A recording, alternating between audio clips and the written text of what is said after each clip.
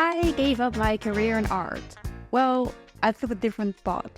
I know, making a living out of your own art, it sounds like I was living the dream. But truth be told, I didn't like it. And that's kinda weird. I mean, I worked really hard to achieve this goal. But somewhere along the way, I forget why I wanted it in the first place, or better said, how I wanted it to be. I wasn't happy with the kind of work that I did, but it felt like I couldn't complain because this is what I always wanted. Or was I wrong? There are many ways to pursue your art career. There are many different kinds of artists doing different kind of art job. To give you some insights into where my income was coming from, let me share some examples of the work that I did and what I did not like about it. I freelanced for companies, big ones, that needed to communicate this dry information into the outside world. My job was to transform this dry information into visuals through design or illustrations or infographics. I enjoyed the challenge of translating this information into understandable visuals, utilizing my creative thinking. However, working with these large companies brought an overwhelming amount of feedback, much that I thought was unnecessary.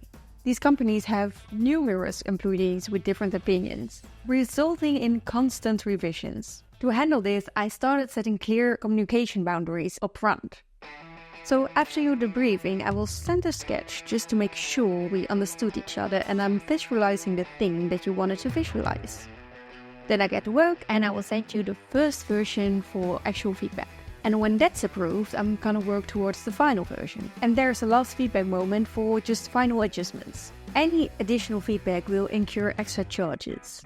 If you're an artist and you're interested in this kind of work, please put this in your offer. Because your client will value these feedback moments so much more. And setting these kind of boundaries improves the client's satisfaction, minimizing the likelihood of unnecessary changes in the project.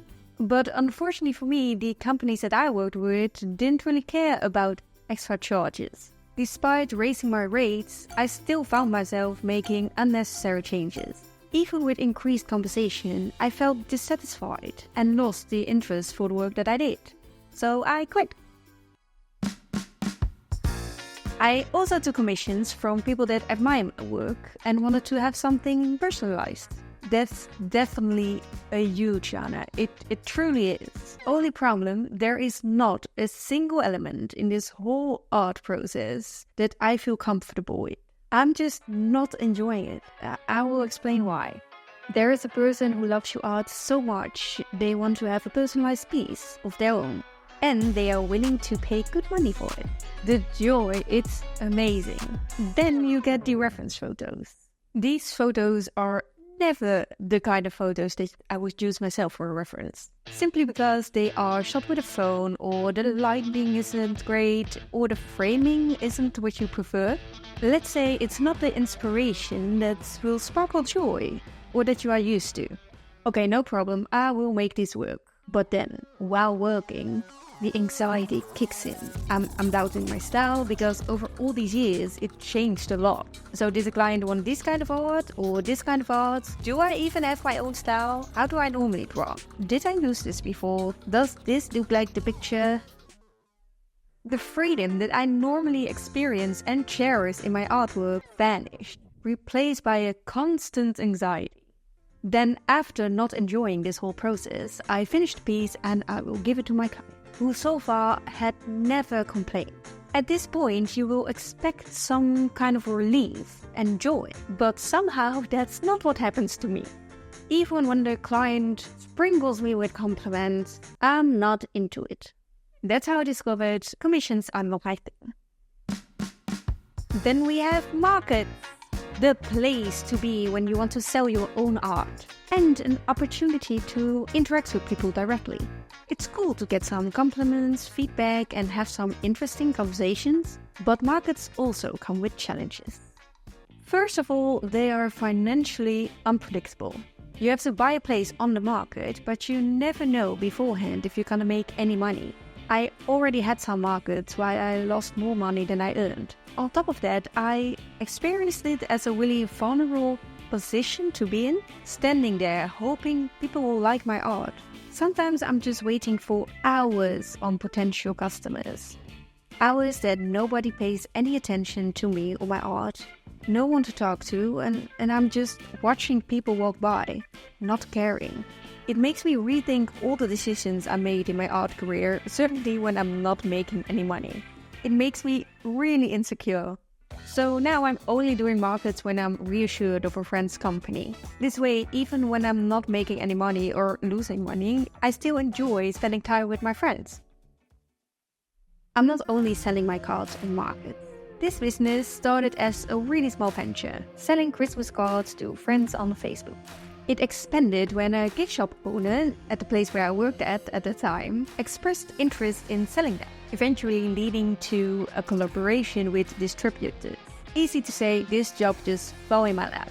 Thinking it was easy to sell my cards, I went to a lot of gift shops, bookstores all over the Netherlands to ask if they were interested in selling my cards. They weren't, so starting this card business was really easy, but growing wasn't at all. Then I found a new distributor who wanted to sell my cards, and I was so excited because this was a really big company. So I prepared myself for our collaboration, making sure I had every card in stock. I ordered 3,500 euros on new cards. For those who are not in shop right now, that's a lot of money. That's 3 months of rent or maybe a half a year of groceries. Was this smart? No. Because this new collaboration that I was looking forward to was not happening. I just never heard of him again. I mean, I called a lot to make sure they will keep their promises. I called this many times that even the secretary asked me to stop. So then I knew I was ghosted. But at this point, I was not worried, right? There's another distributor. I was selling to them for years. I was not worried. But then the orders stopped out of nowhere. So I called and asked what's going on, and they really assured me, don't worry, there's nothing going on. Just to find out weeks later, they've got bankrupt. What is awful, of course. And for me, it meant 800 euros a month less income without any warning. All these problems I could easily live with. Not everything about the job can be fun. And I easily could get over it if it wasn't for health problems. For the last 2 years, I had a lot of pain by sitting down. Doing a lot of work behind the desk made it really hard for me to just put my mind to it. I realized that if my work caused me more pain than joy, it wasn't worth pursuing it. I needed to take a step back or more to the side. Just a step in another direction. So I made the tough decision to quit all my art projects that didn't give me any fulfillment. And I found myself a job in another field, outside of the art world.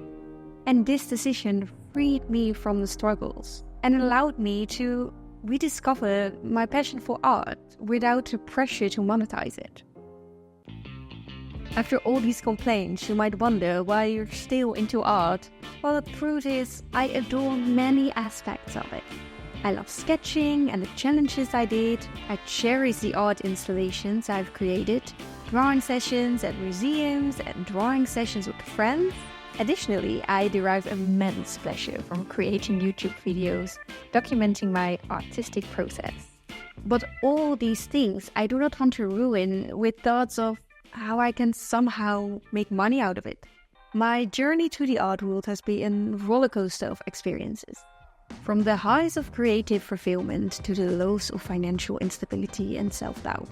I did explore many ways how to make an earning out of my art skills. Through it all, I came to realize that pursuing art solely for the profits also leads to disappointment and dissatisfaction for me. Instead, I found solace in embracing the aspects of art that bring me joy.